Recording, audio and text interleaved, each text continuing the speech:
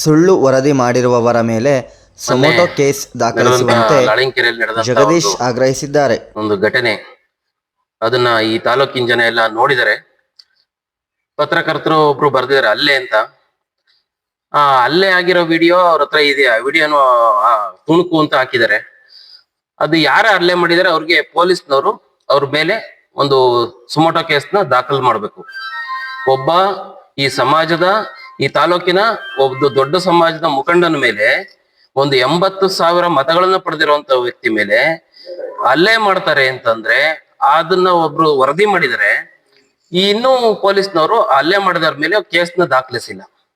ಮೊದಲು ಅವ್ರ ಮೇಲೆ ಕೇಸ್ ದಾಖಲಿಸ್ಬೇಕು. ಇಲ್ಲ ಅವ್ರ ಮೇಲೆ ಯಾವ್ದು ಹಲ್ಲೆ ಆಗಿಲ್ಲ, ಆ ತುಣುಕು ಯಾವ್ದು ಇಲ್ಲ ಅಂದ್ರೆ ವರದಿ ಮಾಡಿದಾರಲ್ಲ ಅವನ ಮೇಲೆ ಕ್ರಮ ತಗೋಬೇಕು. ಯಾಕೆಂದ್ರೆ ಜನಕ್ಕೆ ತಪ್ಪು ಸಂದೇಶವನ್ನ ಅವ್ನು ಕೊಟ್ಟಂಗಾಗುತ್ತೆ. ಹಾಗಾಗಿ ಅವನ ಮೇಲೆ ಕ್ರಮ ತಗೋಬೇಕು. ಈ ಮೊನ್ನೆ ಈ ನಡೆದಂತ ಘಟನೆಗೆಲ್ಲ ಕಾರಣ ಯಾರಪ್ಪ ಅಂದ್ರೆ ಈ ಲಾಳಿಂಕೆರೆ ಯೋಗ ಅಂತ. ಅವನೊಬ್ಬ ಗಿರಾಕಿ ಅಂದ್ರೆ ಒಂದು ಜೀವನನೇ ಹಂಗೆ. ಅವನು ನಾವು ನೋಡ್ದಂಗೆ ಒಂದು 10 ವರ್ಷದಿಂದ 15 ವರ್ಷದಿಂದ ಹಂಗೆ ಜೀವನ ಮಾಡ್ಕೊಂಡ್ ಬರ್ತಾ ಇದ್ದಾನೆ. ಅವನು ಶಾಸಕರ ಜೊತೆ ಇದ್ದ, ಅವನನ್ನ ಉಗಿದು ಓಡಿಸಿದ್ರು. ಈಗ ಮೊನ್ನೆ ನಡೆದಂತ ಘಟನೆಯಲ್ಲಿ ಅವನಿಗೆ ಈ ಜೀವನ ಮಾಡ್ಕೊಂಡ್ ಬರ್ತಾ ಇದೆ. ಈಗ ಮೊನ್ನೆ ಈಗ ನಮ್ಮ ಅಜ್ಜಪ್ಪ ಅವರು ಮಾತಾಡ್ತಾ ಹೇಳಿದ್ರು, ಒಂದ್ ಯಾವ್ದೋ ಒಂದು ಕೇಸ್ ಆಗಿತ್ತು, ನಿನ್ಗೆ ಯಾವ್ದು ಯಾಕೆ ಅಧಿಕಾರಿ ಕೇಸ್ ಮಾಡಿದ್ರು ನಿನ್ ಮೇಲೆ ಅಂತ. ಪಾಪ ಈ ಅರಸೀಕೆರೆಯ ಒಬ್ಬ ಹೆಸರಾಂತ ಉದ್ಯಮಿ, KPS ಕಾಲೇಜು ಓನರು, ಅವ್ರಿಗೂ ಕೂಡ ಹೋಗಿ ತೊಂದರೆ ಕೊಡ್ತಾನೆ.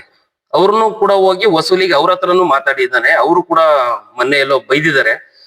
ಯಾರ್ಯಾರ ಕೈಲ ಹೇಳ್ಕೊಂಡು ಅವ್ರ ಕಾಂಗ್ರೆಸ್ ಲೀಡರ್ಗಳೆಲ್ಲ ಫೋನ್ ಮಾಡಿ ಅವನಿಗೆ ಬೈದಿದ್ದಾರೆ. ಆ ಗಿರಾಕಿ ಹೆಂಗಪ್ಪ ಅಂದ್ರೆ ಹೊಟ್ಟೆ ಪಾಡು, ಬಟ್ಟೆ ಚಪ್ಪಲಿಯಿಂದ ಹಿಡಿದು ಎಲ್ಲರ ಹತ್ರ ಭಿಕ್ಷೆ, ಒಂಥರ ಹೈಟೆಕ್ ಭಿಕ್ಷಿಕ ಅವನು. ಅವನ ಜೀವನನೇ ಹಂಗ್ ಬಂದಿದೆ. ಅವನು ಹೊಟ್ಟೆಪಾಡು ಹಂಗೆ ಮಾಡ್ತಿದ್ದ. ಈಗ ಸದ್ಯಕ್ಕೆ ಅವನಿಗೆ MLA ಹತ್ರಕ್ ಬಿಟ್ಕಂತ ಇರ್ಲಿಲ್ಲ. ಈ ಸಂತೋಷ್ ಅಣ್ಣ ಹತ್ರ ಏನೇ ನಡೀತಿತ್ತು ಅಲ್ಲೂ ಇವ್ರ ಹತ್ರಕ್ ಬಿಟ್ಕಂತ ಇಲ್ಲ.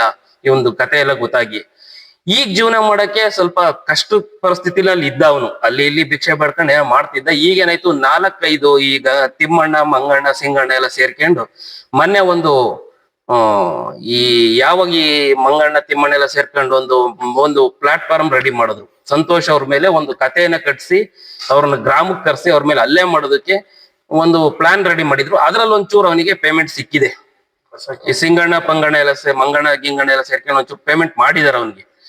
ಆ ಪೇಮೆಂಟ್ ತಗೊಂಡು ಅವ್ನ ಹಿಂಗ್ ಆಡ್ತಿದ್ದಾನೆ. ಇನ್ನೊಂದ್ ಪಾಪ ಇನ್ನೊಂದ್ 2-3 ತಿಂಗಳು ಜೀವನ ಮಾಡಬಹುದೇನೋ ಆ ಪೇಮೆಂಟ್ ಅಲ್ಲಿ. ಮತ್ತೆ ಹೊಸದಾಗಿ ಯಾವ್ದು ಹುಡುಕಿ ಅಂತ ಗೊತ್ತಿಲ್ಲ. ಆ ಯೋಗಣ್ಣಂಗೆ ನಾನು ಹೇಳೋದಕ್ಕೆ ಇಷ್ಟಪಡ್ತೀನಿ, ನೀನು ಈ ಮೊನ್ನೆ ಒಂದು ಮಾತಾಡಿದ್ಯಾ ನಮ್ಮ ನಾಯಕರ ಬಗ್ಗೆ. ಏನ್ ಹೇಳಿದ್ಯಾ? ಇವ್ರನ್ನ ಊರೊಳಗ್ ಬಿಟ್ಕೋಬೇಡಿ, ಇವ್ರನ್ನ ಊರಿಗೆ ಸೇರಿಸ್ಬೇಡ್ರಿ, ಮಟಾಶ್ ಲೆಗ್.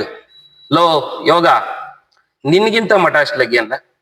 ನಿನ್ನಂತ ಕಚಡ, ನಿನ್ನಂತ ಯೋಗ್ಯತೆ ಇಲ್ದಿರೋ ಮನುಷ್ಯ ಅಂತ ಒಬ್ಬ 80,000 ಮತವನ್ನು ಪಡೆದಿರತಕ್ಕಂಥದ್ದು ಒಂದು ಒಳ್ಳೆ ಕುಟುಂಬದಲ್ಲಿ ಹುಟ್ಟಿರೋರು ಅವ್ರು ಯಾಕೋ ಮಟಾಶ್ ಲೆಗ್ ಆಗ್ತಾರೆ? ನಿನ್ನಂತರ್ನ 100 ಜನನ ಸಾಕಿದಾರ ಅವರು. ಅಂತವ್ರ ಬಗ್ಗೆ ಈ ತರ ಮಾತನ್ನ ಹೇಳ್ತೀವಿ, ಊರೊಳಗ್ ಬಿಟ್ಕೋಬೇಡ ಅಂತ. ಮೊದಲು ನೀನ್ ಊರೊಳಗ್ ಬರ್ತೀಯನ್ ನೋಡು. ನೀನ್ ಬರಕ್ ಆಗುತ್ತಾ ನೋಡು. ಯಾವ ನಾಯಕರ ಜೊತೆ, ಯಾವ ಲೀಡರ್ ಜೊತೆ ಊರೊಳಗ್ ಬರ್ತೀಯ ಬಾ. ನಮ್ಮ ಹೋಬಳಿಗಳಲ್ಲಿ, ನಮ್ಮ ಊರುಗಳೊಳಗೆ, ನಮ್ಮೂರಲ್ಲಿ ನಿಮ್ಮೂರಿಗೆ ಬಂದಾಗ ಯಾರಿಗೋ 4 ಜನ ಕುಡಿಸಿ ನೀನ್ ಆಟ ಆಡಿರ್ಬೋದು.